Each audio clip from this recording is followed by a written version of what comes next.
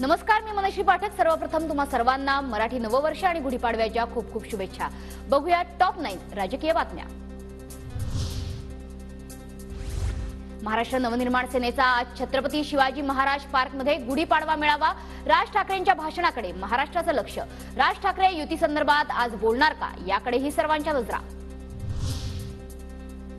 मनसे महायुतीसोबत येईल, मोदींना पाठिंबा देईल, मला अपेक्षा। मनसेच्या महायुतीमधल्या समावेशाबाबत फडणवीसांचं सूचक वक्तव्य।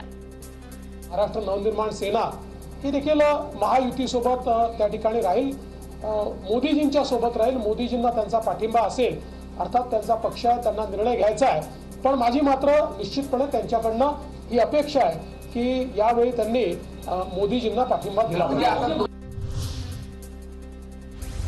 मनसे महायुतीत आली तर आम्हाला आनंदच होईल, शिवसेनेचे कल्याणचे उमेदवार श्रीकांत शिंदेंची प्रतिक्रिया। मला वाटतं हे वरिष्ठांच्या चर्चेचा विषय आहे। त्या ठिकाणी मी त्याच्यावरती जास्त भाष्य करू शकत नाही। माननीय मुख्यमंत्री असतील, उपमुख्यमंत्री असतील, स्वतः राजसाहेब असतील आणि ते आले युतीमध्ये तर आम्हाला त्याचा आनंदच आहे।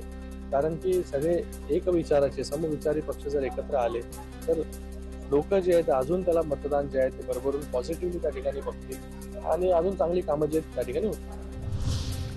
मनसे भाजप युतीबाबत सगळं ठरलेलं आहे। कोण काय कधी बोलणार हे सर्व ठरलंय। त्यामुळे राज ठाकरे वडापाव मिसळपाव खायला भेटले असतील, जितेंद्र आव्हाडांचा टोला। सगळं ठरलेलं असतं, काय करायचं, मी काय बोलायचं, तू काय बोलायचं, सगळं ठरलेलं आहे। आपण काय बोलावं त्याच्यात, त्यांचं चालू आहे। वडापाव खाणं, तुम्ही इथे मिसळ खायला, मी येतो भेळ खायला। आपण कशाला जावं, आपण मटण भाकरीवाली माणसं आहेत, आपण भेळ वगैरे असं खात नाही ना। मुंबईमधील शिवालयमध्ये आज महाविकास आघाडीची संयुक्त पत्रकार परिषद।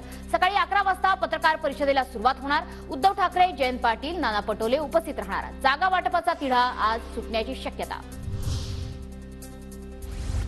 जागा वाटपासंदर्भात आज पत्रकार परिषदेआधी महाविकास आघाडीची महत्त्वाची बैठक। या बैठकीत जागा वाटपाचा तिढा सुटणार, जयंत पाटील यांची माहिती।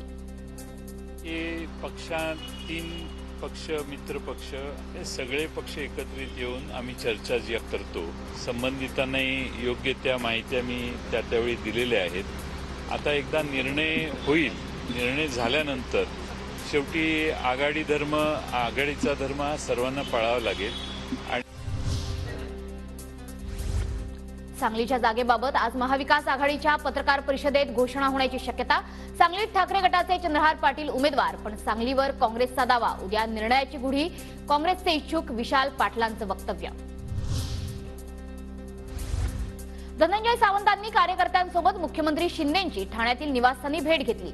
युतीत निवडणूक लढताना काही मतदारसंघ इकडचे तिकडे होतात, तुमच्या भावनांचा आदर, मुख्यमंत्री शिंदेंनी कार्यकर्त्यांची समजूत काढली। धाराशिवमध्ये तुम्हाला वाटतो तो उमेदवार द्या, पण शिवसेनेचाच उमेदवार द्या, नाराज धनंजय सावंतांची मुख्यमंत्री शिंदेंकडे मागणी।